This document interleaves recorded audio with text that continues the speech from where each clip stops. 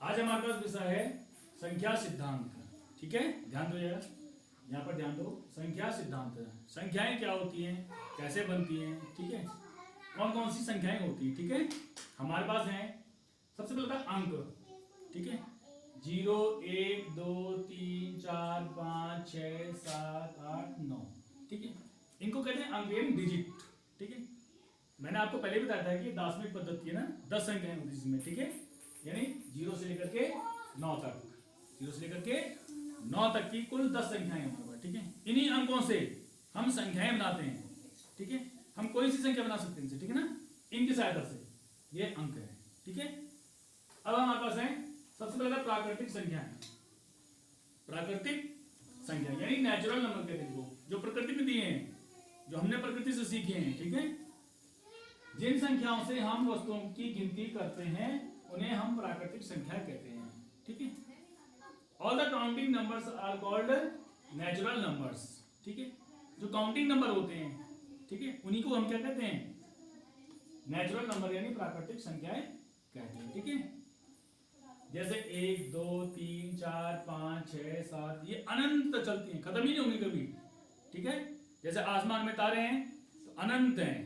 ठीक है, हम कहते हैं अनंत हैं। ठीक है, तो जो प्राकृतिक संख्याएं शुरू होती है वो कहां से शुरू होती है, 1 से शुरू होती है। 1 2 3 4 5 6 7 8 ऐसी। ठीक है, जिनसे हम गिनती करते हैं, जैसे हमारे पास चौक है ये माना।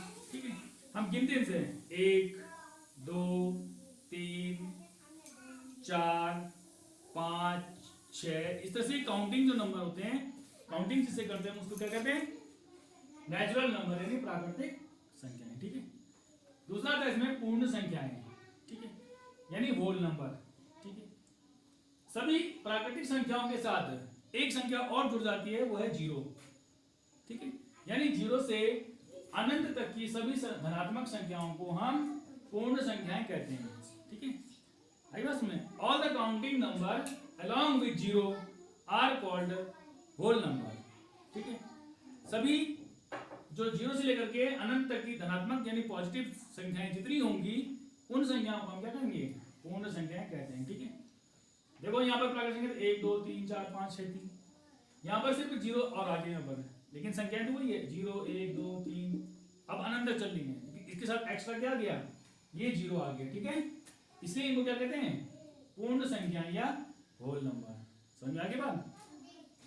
अब आता संख्याएं, सम संख्याएं यानी इवन नंबर। ठीक, जो संख्याएं क्या होती हैं, जिन संख्याओं में 2 का पूरा पूरा भाग चल जाता है। ठीक है, इन जो जिन संख्याओं में 2 से पूरा पूरा भाग जाता है यानी शेषफल 0 बचता है, उन संख्याओं को हम क्या कहते हैं, सम संख्याएं यानी इवन नंबर कहते हैं। वो संख्याएं शुरू होती हैं 2 4 6 8 10, बस एक छोड़ देंगे, बीच की जो संख्याएं उनको छोड़ देंगे और वो संख्याएं अनंत तक चलेंगी, तो उनको क्या कहते हैं, सम संख्याएं यानी इवन नंबर। ठीक है, अब आता है विषम संख्याएं। ठीक है, सम विषम और नंबर। ठीक है, जिन संख्याओं में 2 का पूरा पूरा भाग नहीं जाता है, ठीक है, वो क्या हो गई, विषम संख्याएं कहलाती हैं। अब देखो इनमें जो छूट गए थे, यहाँ 2 से शुरू था। ठीक है, यहाँ 1, यहाँ 2 है तो यहाँ 3 है, यहाँ 4 है तो यहाँ 5 है। इस तरह से 1 से शुरू होती है 1 3 5 7 9 11 13 डैश डैश अनंत तक, ये भी अनंत तक खत्म ही नहीं होंगी कभी। ठीक है, आई बात में, यानी कि विषम संख्या क्या है, जिन संख्याओं में 2 का भाग नहीं जाता है पूरा पूरा, उन संख्याओं को विषम संख्याएं कहते हैं। जैसे हमने सम संख्या में देखो 4 है माना, हमने 2 का भाग दिया, 2 दूनी 4 हो गया, पूरा भाग चला गया ना, तो ये सम संख्या हो गई। ठीक है, अगर हम 3 में 2 का भाग देंगे, 2 एकम 2, शेष कितना बचा, 1, यानी 3 क्या हो गई, विषम संख्या हो गई। ठीक है, यानी 2 का पूरा पूरा भाग नहीं गया। ठीक है, अगर 0 बच जाता है यहाँ पर तो ये सम संख्या हो जाती है। ठीक है, लेकिन यहाँ पर ऐसा नहीं हुआ। ठीक है, तो विषम संख्याएं समझ में आ गई, जिन संख्याओं में 2 का पूरा पूरा भाग नहीं जाता है उन संख्याओं को विषम संख्याएं कहते हैं। ठीक है, यानी ऑड नंबर। ठीक है, the number which are not divided by 2 are called odd numbers. ठीक है, और सम संख्या यानी इवन नंबर क्या होती है, the number which are divided by 2 are called even numbers. ठीक है, समझ आई बात। अब आता है हमारे पास अभाज्य संख्याएं, ठीक है, अभाज्य संख्याएं यानी प्राइम नंबर्स, ठीक है, अभाज्य संख्या नाम से पता चल रहा है अभाज्य, भाज्य मतलब जिनमें भाग चल जाता है, अभाज्य मतलब जिनमें भाग नहीं जाता है, ठीक है। तो वो कौन सी संख्या होती है?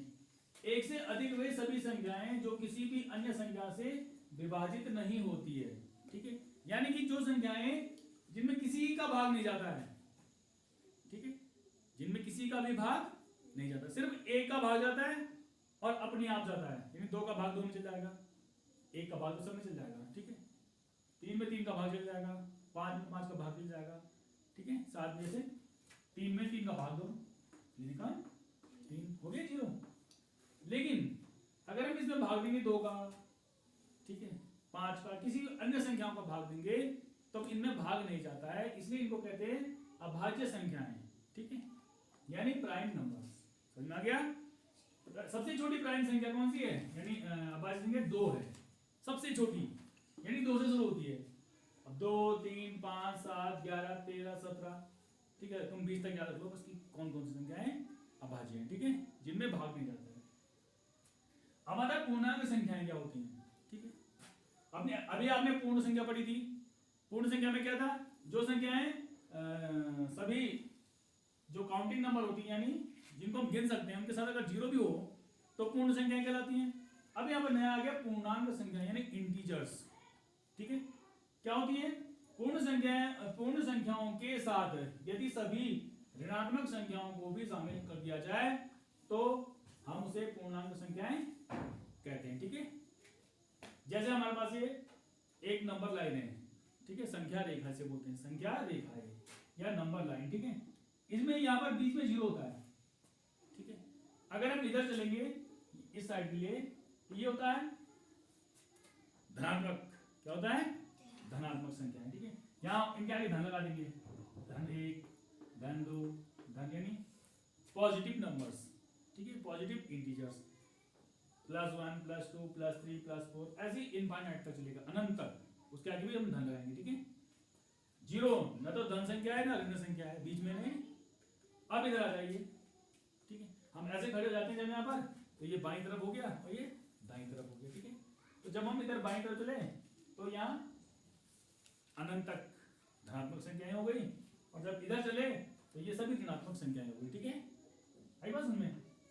ठीक है, ऋणात्मक ऋण 1, ऋण 2, ऋण 3, ऋण 4, ऐसे चलते चलते चलते चलते अनंत तक चलेंगे हम। ये भी अनंत हो मतलब ऋणात्मक होगा, ठीक है। अगर हम इनमें बात करेंगे इसमें कौन बड़ा होगा, तो ये बड़ा होगा, ऋण 1 बड़ा होगा ऋण 2 से, समझ में बात। ऋण 2 बड़ा होगा ऋण 3 से, यानी सबसे बड़ी संख्या कौन है इसमें? ऋण 1 है, ठीक है। बाकी सब संख्याएं क्या है? छोटी होगी, ठीक है। इधर के लिए सबसे छोटी संख्या ये हो गई और बड़ी संख्या उधर के लिए चल गई, ठीक है। यानी ये छोटे से बड़े की तरफ चल रहे हम, ठीक है। तो इनको कहते हैं पूर्णांक संख्याएं, जिनमें क्या आते हैं यहां से और यहां में, तो सभी पूर्ण संख्याएं हैं, होल नंबर, यानी ये सब पूर्ण संख्या है, पूर्ण संख्याएं। इनके साथ हमने किनको शामिल कर लिया? ऋणात्मक संख्याओं को, तब हम इनको क्या कहते हैं? पूर्णांक संख्याएं यानी इंटीजर्स कहते हैं। समझ में आ गया? ठीक है। अभी आपके पास इतना वो नहीं आगे, लेकिन ये उसके जरूरी है, किसके लिए? नवोदय विद्यालय के लिए, ठीक है। अरे बात समझ में?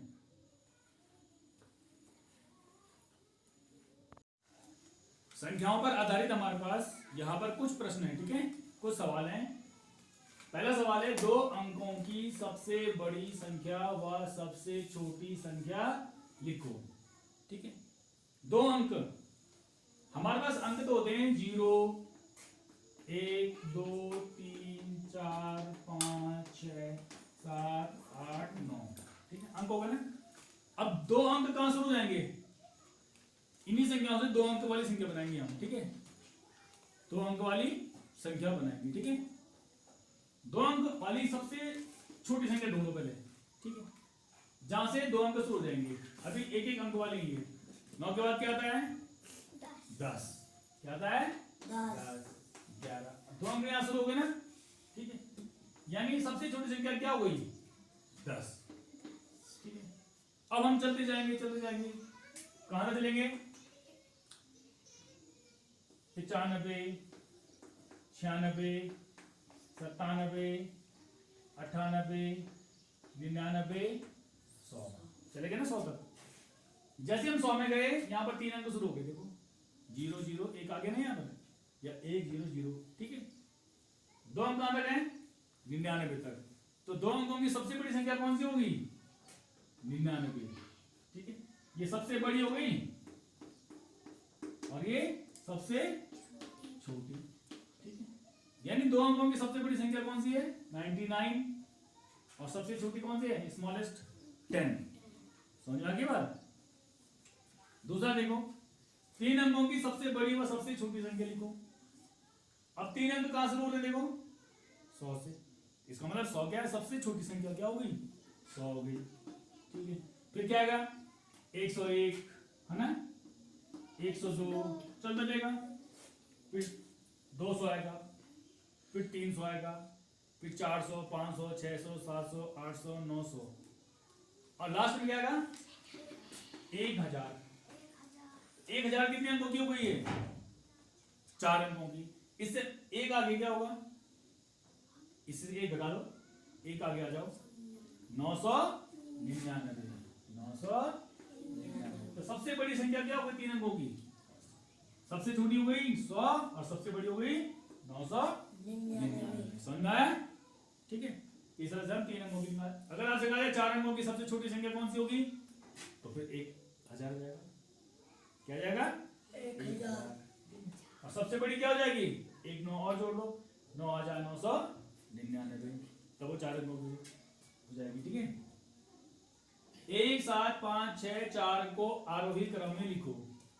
आरोही क्रम का मतलब होता है बढ़ते क्रम में, असेंडिंग ऑर्डर, बढ़ते हुए।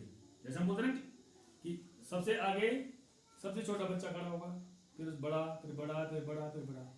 ये हो गया आरोही क्रम, यानी असेंडिंग ऑर्डर, ठीक है। सबसे छोटा कौन सा इसमें? 1, फिर कौन सा है? 4, फिर 5, फिर 6 और फिर 7। ये हो गया आरोही क्रम। सबसे छोटी संख्या आगे, फिर उससे बड़ी, फिर उससे बड़ी, फिर उससे बड़ी, ऐसे जाएगी, ठीक है। इनमें छांटनी है।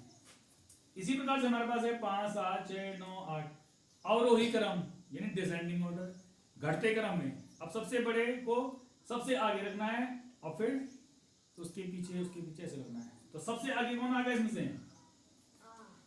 नहीं, 9 यानी 9, फिर 8, फिर 7, फिर 6, फिर 5। समझ में आ गया? यानी ये अवरोही। आरोही मतलब छोटे से बड़ा, ठीक है, और अवरोही मतलब बड़े से छोटा, ठीक है, डिसेंडिंग। अब आज आपके पास 2 4 0 7 से बनने वाली सबसे छोटी व सबसे बड़ी संख्या का योग ज्ञात करो, ठीक है। पहले सबसे बड़ी संख्या निकालो, सबसे छोटी, ठीक है। सबसे छोटी संख्या कैसे निकलेगी? इनको आप क्या करेंगे? सबसे छोटी संख्या बनानी है, यानी 0 को क्या करना है? 0 बीच में आना चाहिए हमेशा, ठीक है। अगर हमारे पास ये ना 0 1 0, इसका मतलब ये थोड़ी कि 3 अंकों की संख्या हो गई है, ठीक है। इसमें 0 को आगे नहीं गिना जाएगा, ठीक है। ये हमेशा 10 ही गिना जाएगा। तुम इसके आगे कितने भी 0 लगा दोगे। समझा की बात? अच्छा, अब इसमें ढूंढो सब बनने वाली सबसे छोटी संख्या कौन सी होगी। इनको शामिल करना है, ठीक है। आई बात सुन में? सबसे छोटी संख्या बताओ। सबसे छोटी संख्या क्या होगी? 0 नहीं, 0 लिखेंगे, 0 लिखेंगे नहीं हम, 2 लिखेंगे। अब उसके बाद लिखेंगे 0, लिखेंगे 0 और तब 4 और तब 7। समझे?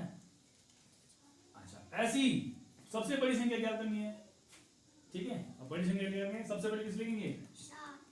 7 क्या लिखेंगे? 7, फिर बोलो 4, फिर 0 नहीं 2 और फिर 0।